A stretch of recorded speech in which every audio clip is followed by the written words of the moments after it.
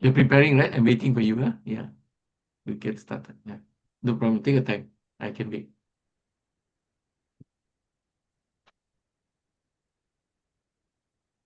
Is my logo visible from my backdrop?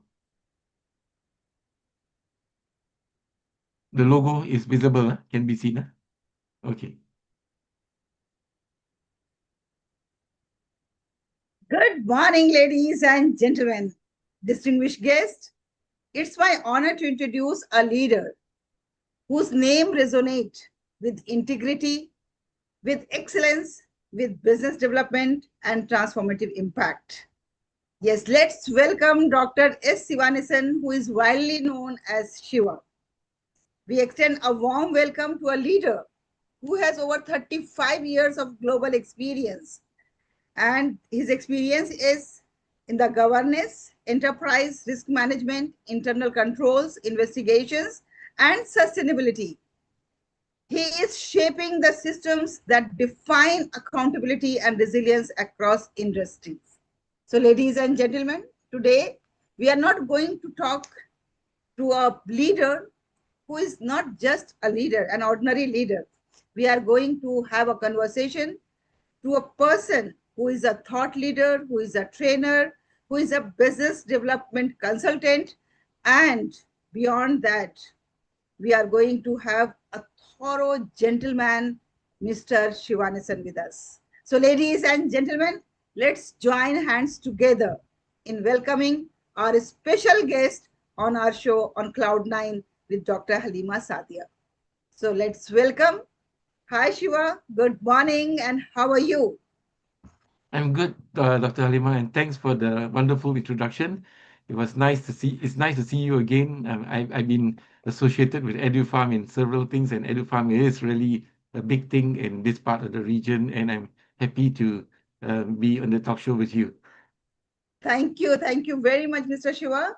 So, we are not going to take much of the time of the viewers because they are very keen to know about you, to understand you, and to know exactly what you do. So, Dr. Shivanisan, with over 30 years of global experience in governance, risk, and sustainability, what defining moment shape your journey into becoming a trusted advisor to a large corporates? So you have to define that particular moment when you decided to be a corporate coach or corporate advisor. Sure, Dr. Halima. Thanks. Actually, I've been more than 35 years now in the corporate world, and I'm running my now my own consultancies, come training with companies in Singapore and Malaysia, and soon to expand to other parts in the Asia Pacific region. Um, One defining moment, if you really ask me, is I was, I mean, without naming the organization, I was advising an organization that was performing well financially initially, but had weak governance foundations. So when the crisis hit, it wasn't strategy that failed, it was oversight, it was accountability, and it was risk discipline. That moment changed my perspective and completely. I realized that governance, risks, and sustainability are not controlled functions. They are strategic enablers, and it dovetails with each other. From that point, my mission became clear: to help organizations move from reactive compliance to proactive, integrated thinking, encompassing governance, risk, compliance, and sustainability into it. Wow, that's really great to know, Mr. Shiva. May I call you Shiva? I think Yes, please. Shiva will that's be the really very easiest, sweet name. shortest, and easiest. Yes, short and Thank sweet. you. Thank you, Yes, Halima, Mr. Dr. Shiva, Halima. thank you so much for sharing such a beautiful information about you. So, you are certified in CIA, CISA, CRISC, and many more certification you have done. So, how do these diverse qualifications come together to create your unique edge in solving complex business problems? Are these qualifications helpful to you? Okay, thanks for the question. Each of my certifications represent a different lens that I wear. CIA focus on assurance, governance, and controls. CISA brings in technology and digital risks into it. And CRISC, or Certified in Risks and Information Systems Control, anchors enterprise risk management into it. But my real strength comes from connecting these three dots. I operate at the intersection of governance, risk, technology, and sustainability. This allows me to see the problem not in silos, but in interconnected systems. And that's how I design solutions holistically, practically, and future ready. So this is how the three certifications that I have encompass together and brings me a more value added and wider spectrum of horizon when I deal with resolving issues for my clients or when in the course of carrying out my training. Wow, wow. Such a nice combination to have the solution at one platform. And I think that corporates are going to be benefited with this in a great deal. Now we may talk about your real world impact. So you are a professional and thought leader who has impacted a lot. You have worked with governments, you have worked with banks and major institutions. Can you share one transformation story where your intervention significantly changed an organization's direction? Okay. I stand on one of the listed company that I was dealing with. And one transformation that stands out from there is that listed company had multiple risk frameworks, but no integration whatsoever within the various risk frameworks. So decisions were inconsistent, risk ownership was unclear, and so we restructured everything. What I did was I helped to align them to ISO 31000, which and COSO, which is the ERM framework, Enterprise Risk Management Framework, the COSO framework, and align them to that, and as well as the ISO, where we define clear risk ownerships among the people, establish risk appetite, which is linked to strategy. Risk appetite, as it is, would not link to if it's not linked to strategy, it's useless. It has to be linked to the strategy and the organization's goals and visions and mission. So and then I help to reposition internal audit to focus on the strategic risk, no longer looking at those little things of non-compliances, but more on strategic risk that internal audit has leveled up to, and it has to. So within a year, from doing all of these things, decision making improved, risk discussions reached the board level, and also we encompassed the latest risk, and the risk antenna is always up with the latest and the list scenarios, up with the latest that's happening in the world, and resilience increased significantly. This the power, I repeat, the power of connected governance.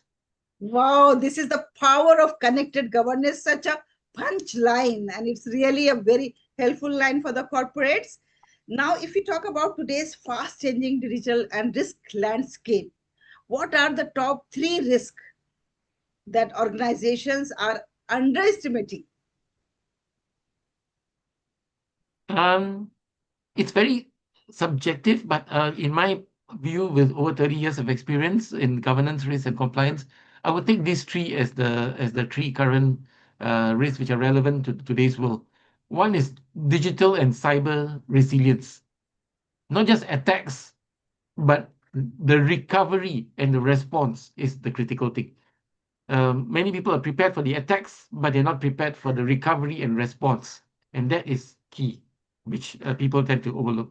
Second is execution risk, where strong strategies are there, but weak implementation. So it's not nice, fanciful risks registers and with strategic risk there, but it's not executed and dovetail to the company's operations and its strategy goals. So that is one thing which is lacking, execution risk. Third is what you, Dr. Halima, love sustainability misinterpretation, which is basically treating ESG as reporting, which is not the case. It shouldn't be the case. Instead, ESG is should be treated as real business impact. The real issue is risks today are interconnected, but organizations still manage them in silos. So that gap is where failure happens. And I feel that having taken account these three key risks and how it should all be dovetailed and interconnected is where companies can thrive and move up to the next plate. Wow, you have spoken about sustainability. That's really very close to my heart. And I believe that, yes, sustainability is not something that is additional, it has to be integrated. When the people they neglect this, that day I was with a professor at South Asian University. You must be knowing him, Mr. Professor Purans Pandeji, who was our keynote speaker as well in our Oh 24 yes, hours I was program. Yes. I'm aware. Yeah. So yeah, so then I was discussing about sustainability in day-to-day life. The people's attitude towards it is not very positive, not very welcoming. Then he said that, okay, better you go to the corporates and you suggest them that sustainability is not only a burden on them, it's going to help them. How it's going to bring their expenses under the control, how it is going to increase the efficiency. The people, they underestimate sustainability. You are 100% right. And I agree with you. Now, when we are talking about sustainability, so let's talk about that sustainability reporting and ESG. How do you see sustainability evolving from compliance to the core business strategy? As you rightfully pointed out, Dr. Halima, sustainability is definitely evolving and it's evolving rapidly. It is moving from pure compliance and just putting up your sustainability reports with IFRS S2, S1, and and GRIs, of course. It's now moving from compliance to strategy. So it's how sustainability dovetails with the organization's vision, mission, and strategic goals and movement. So frameworks like IFRS, S1, and S2 are pushing organizations to integrate ESG into financial and risk decisions, which are key because it's never a standalone. It started off as just pure compliance, but now we have moved to a level where it dovetails with your financial and risk decisions and your strategic outcome. This is a major shift as it stands. So sustainability will no longer sit like in a department, just like compliance department. It will become a core business lens. An organization that recognizes this early will lead the future and bring about greater impetus to moving the vision mission along with along the sustainability lines and with the meeting the outcomes of the organization. That's wonderful. Yes. And you said that you have authored framework and you have trained the leaders as well. You have spoken globally. So what is your core philosophy when it comes to governance and ethical leadership? My philosophy is very simple. Good governance is not about control. It's not just control alone. It is about clarity, accountability, and courage. Courage to do things, courage and transparency embodied around it. Clarity in decision making, and so that it's transparent and everyone knows, so that there's proper governance in the frame in the organization. Accountability at every level, so that there's clear designation and delegation of duties, and courage to do what is right. Because true leadership is tested in difficult moments, not easy moments. So that's Yes. where we Yeah, come up. true leadership is tested in the difficult moments. That's really another punchline that I'm going to take along with me today from your session. So, you have trained thousands of professionals. What mindset shift do you aim when you are training them to create in leadership through your sessions? So when I carry out my training for the last few months, um, I'm able to create one key shift, which is from tick the box compliance to strategic thinking. I challenge leaders to see risk differently, to use it as a decision intelligence, and apply concepts in real situations so that the real and current risks are always factored in and taken into account, and not just a pure paper exercise. Because knowing frameworks is not enough. Leaders must be able to apply them under pressure, and that makes them a true leader. Yes, Mr. Shiva, when we are talking about corporates, we are talking about businesses, we are talking about the ethical leadership. So, and we are talking about sustainability as well. So, while our discussion, if we don't discuss about innovation and technology, so it's incomplete. Don't you think? Yes. So, with AI and automation transforming industries, how should organizations rethink risk management and internal audit practices? AI is definitely transforming the way the risk lens is looked at and how internal audits are carried out. We are moving from periodic reviews to continuous monitoring. So there's, for example, sometimes internal auditors embed a little script or with their software through into the system to continuously monitor the transactions rather than just taking samples, in the old traditional way of looking at internal audit. So we are moving away to continuous monitoring. And then from sample testing to full data analysis, from reactive approach to predictive insights. So we need to do scenario planning and predictive analysis as well as part of the innovation and technology. But there's a catch, and this is a very important catch. AI introduces new risks as well: biasness, governance gaps, and ethical concerns. I mean, this is something we cannot run away from. So the future is not about AI replacing auditors or replacing risk professionals. It is about auditors who understand AI and leading the profession forward in a more cohesive way, and in the way that will move with time, where predictive analysis and all this data analysis comes into play. But AI will never replace the professionals. Yes, yes. AI will not replace professionals, so we have to be confident. AI is our tool, and we are the masters. Now, Mr. Shiva, you talk so beautifully, and you have lots of ideas. You are a trainer, coach, consultant. So, if we talk about like your personal branding and legacy, so what do you want to be remembered for as a consultant, trainer, or global thought leader? Okay. To keep it short and punchy, I would like to be remembered for one thing, which is making governance, risk, and sustainability practical and impactful. Not theoretical, but practical and impactful. But Right. but real usable. It must be real, it must be usable, and it must be relevant and not just theoretical. If you can keep leaders thinking better and organizations becoming stronger, and elevate the organization's capabilities in these areas: governance, risk, and sustainability, that is the legacy I want to leave behind for the leaders and for the organizations. And that is a self-fulfilling value add to me as a lead, as a trainer, and a leader. Yeah, God bless you. God bless you with Thank for you. such Thank you. beautiful thoughts and ideas.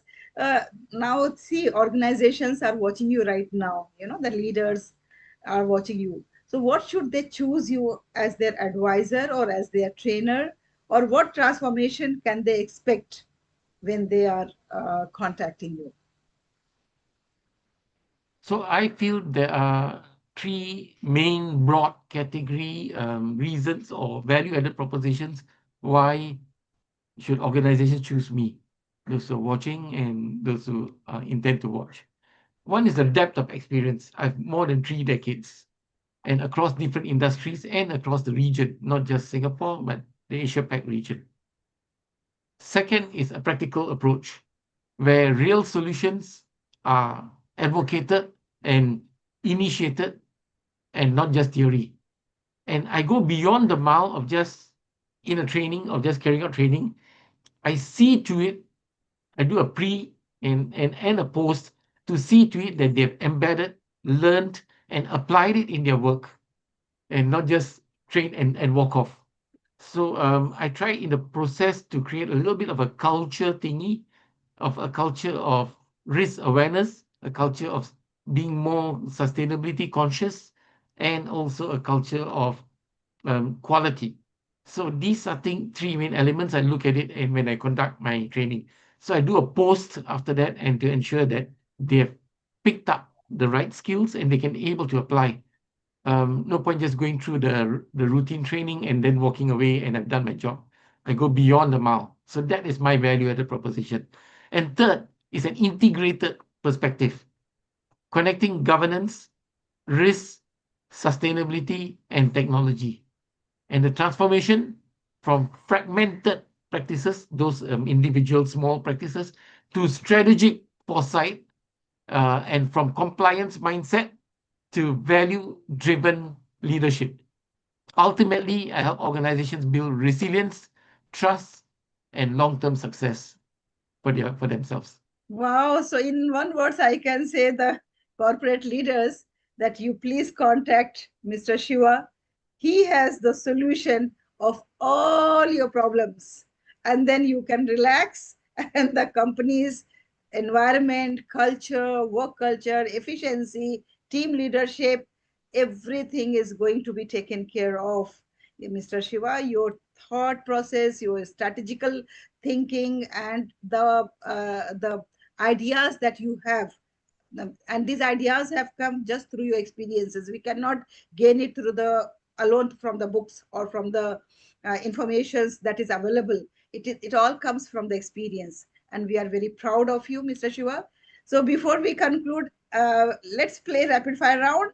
You have to just answer very quickly these questions in one word, or maybe you have to select between two things. So yes, Mr. Shiva, one word that defines your leadership style.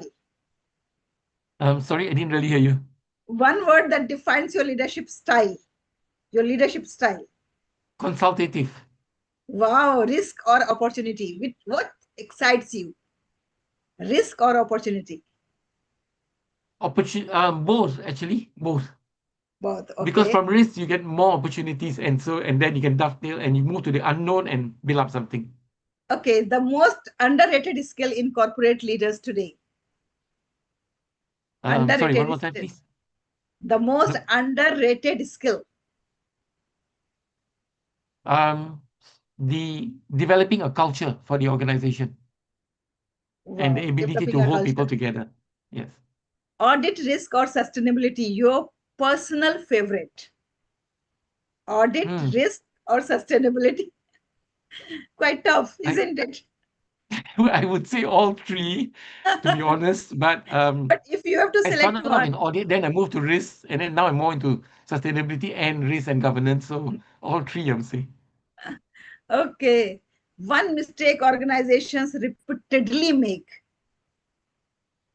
One mistake that organizations, sorry, that Repeatedly make. Again and again, they make the mistake. um not taking into account and of issues which are deep seated and root cause kind of deep seated ones and getting it implemented, especially more of culture thing and soft skills thing. The hard technical things they usually do, but they so it comes back again because culture itself is not really there. So that is one thing that they have to work on. Okay. AI in business, is it a threat or game changer? It's a game changer. You can do many things with it. It doesn't replace you if you are able to use it as a facilitating If tool, not just like this IT. profession, yes. If not this profession, what would you have been? I almost wanted to become a lawyer. So that is my other thing. I mean, I took a double degree in accountancy and law, but I decided to move towards accountancy and I didn't want to do a pure bookkeeping or accountant kind of role because it's very mundane and routine. I wanted to do audit and risk where I can explore, go into the unknown, improve things, value add, and get companies up. One message to the youngsters who are entering into corporate.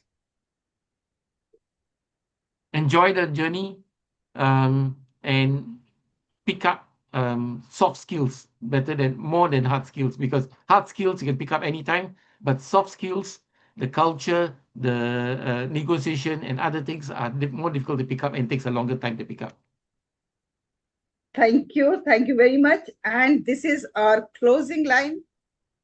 You have to complete this sentence. The future belongs to those who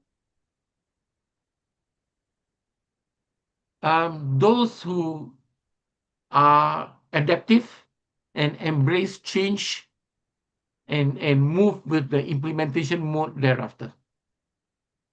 Wow, what a punching line. And with this punching line, we are going to close our conversation for today. Thank you very much, Mr. Shiva, for having you on Cloud9. And I wish you good luck for all your future endeavors. My dear friends, those who are watching this, Mr. Shiva is a trainer, a thought leader, and a corporate consultant who believes in sustainability and brings strategical ideas and planning to the companies. Please contact him on the given contact numbers. Thank you very much for being with us. God bless you. Thank you, Dr. Haleema, for giving me the opportunity, and God bless you.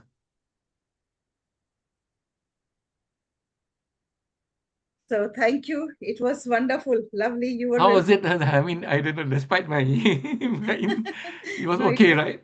it was lovely. After editing, it will appear nice. So Okay. everything will be fine. Then Your I can point? put in my, you saw my, you please visit my personal website. You got it, Dr. S. Yes, yes. Sivanithan. I visited, and we will give all the informations of yours on the last Okay. page. Your phone How do you number. find the website? I mean, it's newly Yeah, created, it is actually. very, very like professionally done. Who has made it?